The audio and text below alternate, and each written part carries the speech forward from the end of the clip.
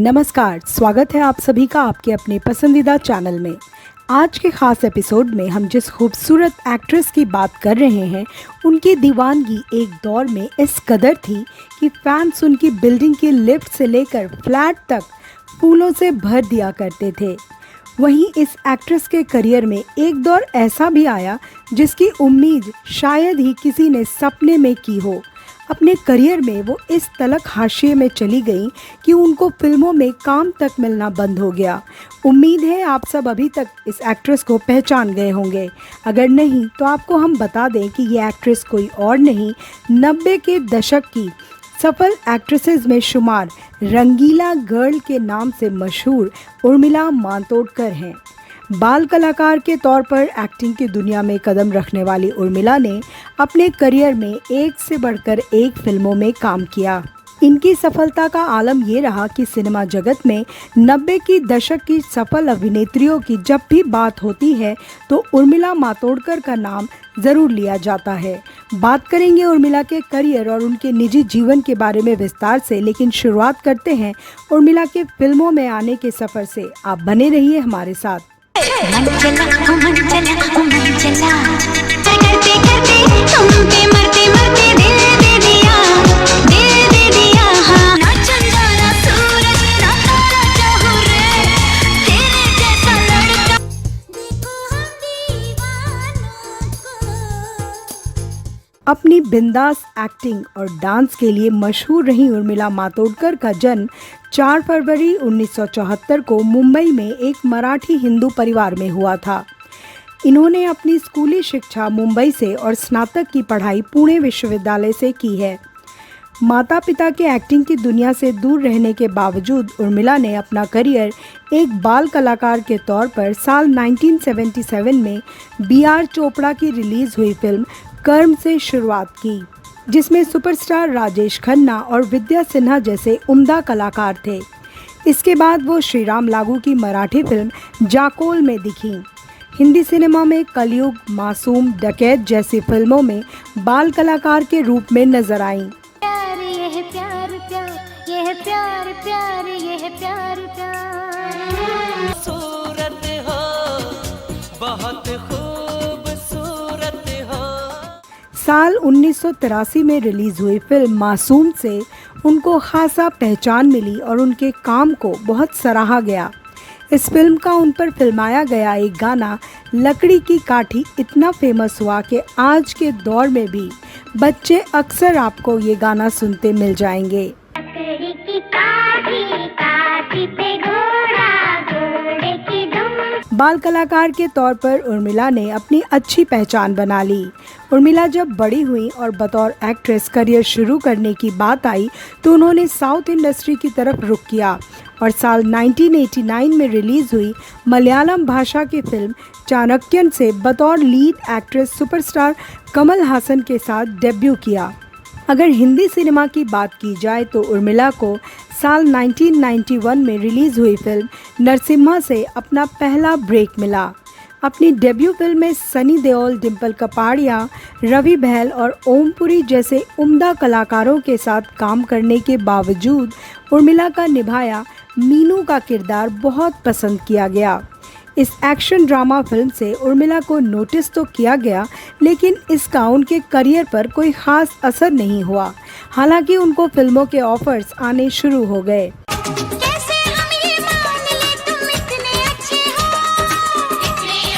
उर्मिला हिंदी के साथ साथ अन्य भाषा की फिल्मों में भी एक्टिव रहीं। साल 1993 में आई तेलुगु फिल्म गायम से उनको खासा पहचान मिली। निर्देशक राम गोपाल वर्मा की यह पॉलिटिकल थ्रिलर फिल्म सुपरहिट रही थी और इसके बाद उर्मिला के करियर ने थोड़ी रफ्तार पकड़नी शुरू की। इसी के साथ हिंदी सिनेमा की अगर बात करें तो उर्मिला ने चमत्कार, बेदर्दी और श्रीमान आशिक जैसी फिल्में की, लेकिन उन्हें पहचान मिली साल 1994 में रिलीज हुई रोमांटिक फिल्म आ गले लग जा से। इस फिल्म में जुगल हंसराज के साथ उनकी रोमांटिक जोड़ी को बहुत पसंद किया गया, लेकिन फिर भी उर्मिला को पहचान नहीं मिल पा रही थी जिसकी उनको उम्मीद थी। पकड़ो मारो ना छोड़ो छोड़ा तो डंक मार जाएगा। इशारों में होंगे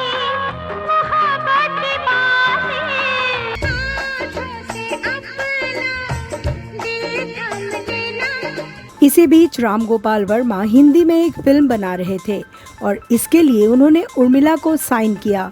साल 1995 में रिलीज हुई राम गोपाल वर्मा की सुपरहिट फिल्म रंगीला ने जहां बॉक्स ऑफिस पर धमाल मचा दिया, वहीं इस फिल्म में निभाए मिली जोशी के किरदार से उर्मिला रातों रात स्टार बन गई। ले ले दुनिया के रंग हो जा रंगीला रे। इसके बाद उर्मिला ने पीछे मुड़कर कभी नहीं देखा।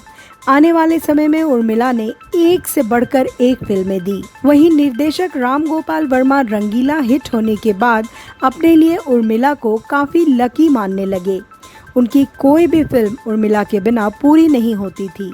कहा तो यहाँ तक जाता है कि रामू की वजह से ही उर्मिला का करियर भी हाशिए पर चला गया। आगे बताएंगे विस्तार से। फिलहाल जारी रखते हैं उर्मिला का फिल्मी सफर। प्यार तूने क्या किया। साल 1997 में निर्देशक राज कंवर की रिलीज हुई फैमिली ड्रामा जुदाई से उर्मिला इतनी पॉपुलर हो गई कि उनकी लोकप्रियता घर घर तक पहुंच गई। आज भी इस फिल्म को अपनी कहानी के लिए याद किया जाता है। पति पत्नी के रिश्ते पर बेस्ड इस फिल्म में अनिल कपूर और श्रीदेवी भी थीं। इसके बाद साल 1998 में राम गोपाल वर्मा की हिट फिल्म सत्या रिलीज हुई, जिसने उनको और भी फेमस कर दिया। इस फिल्म में उर्मिला ने विद्या नाम की सिंगर का किरदार निभाया था। हम मुझे प्यार हुआ अल्लाह मियां, हम मुझे प्यार हुआ। बेहद हॉट और ग्लैमरस उर्मिला अपनी डांसिंग स्किल्स के लिए भी जानी जाती हैं। साल 1998 में रिलीज हुई फिल्म चाइना गेट का वो आइटम नंबर छम्मा छम्मा तो आपको याद ही होगा। इस गाने ने इस कदर तहलका मचा दिया था कि उर्मिला का नाम ही छम्मा छम्मा गर्ल रख दिया गया। इस गाने के बिना उस दौर क्या आज भी पार्टी अधूरी मानी जाती है। ये मेरा लहंगा। उर्मिला ने अपने फिल्मी करियर में नेगेटिव रोल्स करने से कभी परहेज नहीं किया। साल 2000 में रिलीज हुई फिल्म प्यार तूने क्या किया में उर्मिला ने प्रयोग करते हुए नेगेटिव शेड्स लिए पागलपन की हद तक प्यार करने वाली जुनूनी लड़की रिया का किरदार निभाया। इस किरदार से उनकी अलग पहचान बनी और उनको नेगेटिव भूमिका में भी पसंद किया गया।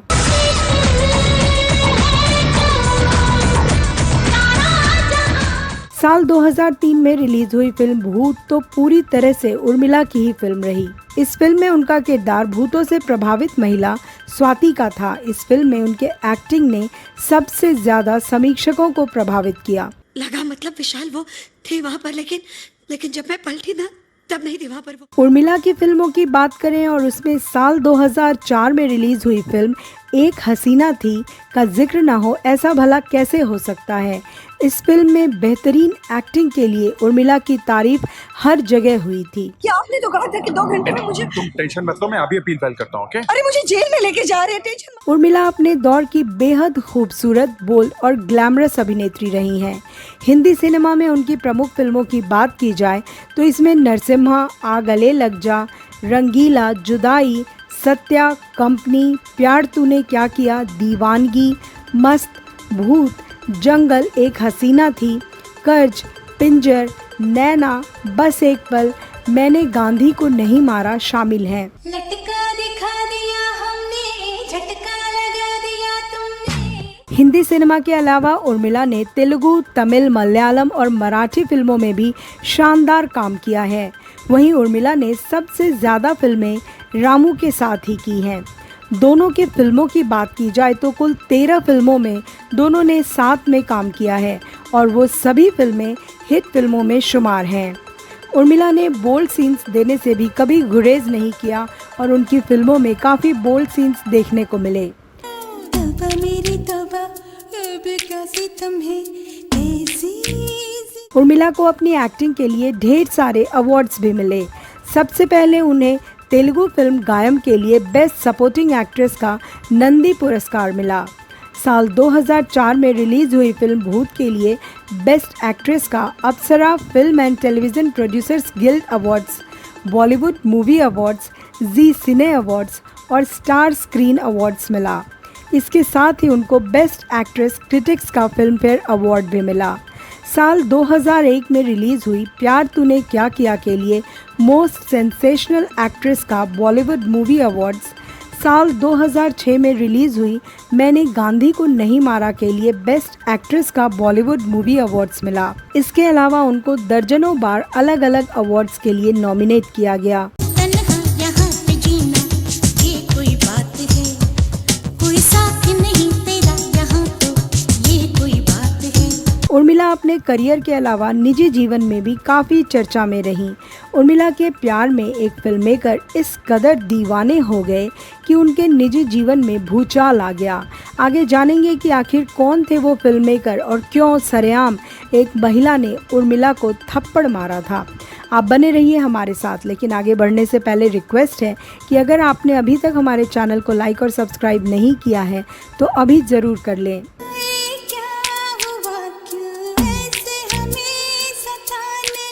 आइए अब इस भाग में बात करते हैं उर्मिला के निजी जीवन के बारे में। अपनी एक्टिंग के अलावा उर्मिला को लव अफेयर्स और विवादों के लिए भी जाना जाता है। उर्मिला को एक समय होम ब्रेकर तक का टैग दे दिया गया था। हालांकि उन्होंने ज़्यादा लोगों को डेट नहीं किया है, लेकिन उनकी रामू के साथ अफेयर की चर्चाएं काफ़ी सुर्खियां बटोरती रहीं। कहा जाता है कि रामगोपाल वर्मा उर्मिला को लेकर इतने ज़्यादा ऑब्सेस्ड हो गए थे कि उनकी हर फिल्म उर्मिला के इर्द गिर्द ही घूमती।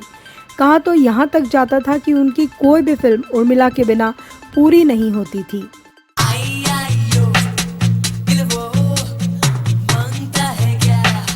इन सब के बीच रामू और उर्मिला की अफेयर की खबरें धीरे धीरे ज़्यादा तूल पकड़ने लगीं, जिसकी वजह से रामू के शादीशुदा जीवन में भी कड़वाहट और तनाव शुरू हो गया।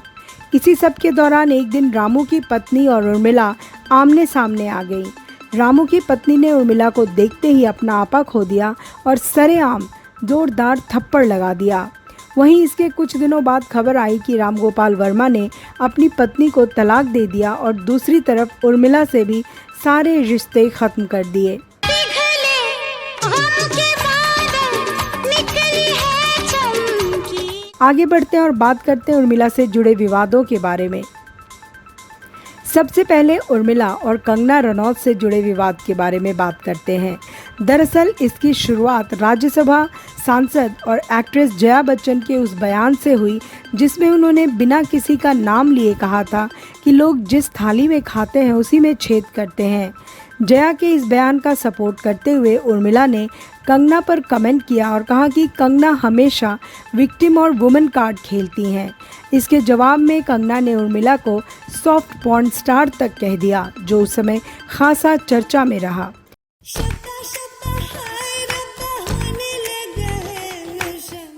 इसके बाद उर्मिला के साथ उत्तराखंड के पूर्व सीएम तीरथ सिंह रावत का विवाद हुआ। दरअसल तीरथ सिंह रावत ने महिलाओं की फटी जीन्स पहनने के ऊपर बयान दिया, जो मीडिया में काफ़ी हाईलाइट हुआ। इस बयान पर उर्मिला ने ट्वीट करके कहा था, मान्यवर, फटी हुई जीन्स को तो देश का होनहार युवा संभाल लेगा, लेकिन फटी हुई इकोनॉमी का क्या। इस ट्वीट के बाद लोगों ने उर्मिला को खासा ट्रोल कर दिया था।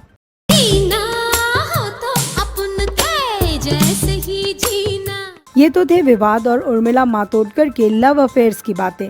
आइए अब बात करते हैं उनकी शादी की, जो कम फिल्मी नहीं थी। साल 2016 उर्मिला के लिए काफ़ी खास है। इसी साल 3 मार्च को उर्मिला ने अपने से 10 साल छोटे मोहसिन अख्तर मीर से शादी की थी। मोहसिन कश्मीर के एक मॉडल हैं और बिजनेसमैन हैं और फिल्मों में भी काम किया है। कहा जाता है कि दोनों की पहली मुलाकात साल 2014 में मनीष मल्होत्रा की भतीजी की शादी में हुई और यही मोहसिन को उर्मिला से पहली नज़र में ही प्यार हो गया। हालांकि मोहसिन के लिए प्यार की राह आसान नहीं थी। कहा गया है कि प्यार अगर सच्चा हो तो ज़रूर मिलता है। शुरुआती नानुकुर के बाद उर्मिला भी मोहसिन को पसंद करने लगी और कुछ दिनों की डेटिंग के बाद आखिरकार दोनों ने शादी कर ली। शादी के बाद उर्मिला ने इस्लाम कबूल कर लिया और वो उर्मिला से मरियम अख्तर मीर बन गई।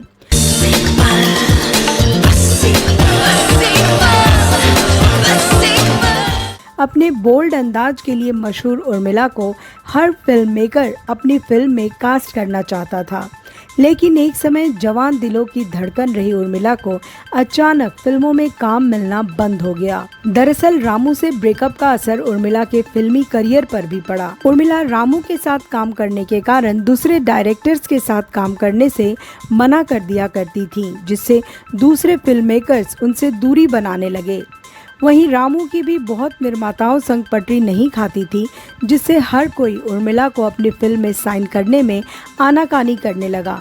इसका नतीजा आगे जाके ये हुआ कि जब रामू ने ब्रेकअप के बाद उर्मिला के साथ फिल्में बनानी बंद कर दी तो इनको ज़्यादा काम नहीं मिला और एक समय ऐसा भी आया जब उनको काम मिलना बिल्कुल ही बंद हो गया। दिल पर मेरे सनम महबूब हुआ, अब ये न पूछो ये कब हुआ, चूड़ी कंगना हुआ न हुआ तू मेरा हुआ। सिनेमा जगत से दूर होने के बाद उर्मिला राजनीति में सक्रिय होती चली गईं। साल 2019 में उर्मिला ने कांग्रेस पार्टी ज्वाइन की। वो लोकसभा का चुनाव भी लड़ी लेकिन हार गईं। हालांकि उर्मिला जल्द ही कांग्रेस पार्टी से शिवसेना में शामिल हो गईं। फिलहाल उर्मिला मातोंडकर राजनीति के साथ साथ सोशल सेक्टर में भी काफी एक्टिव हैं।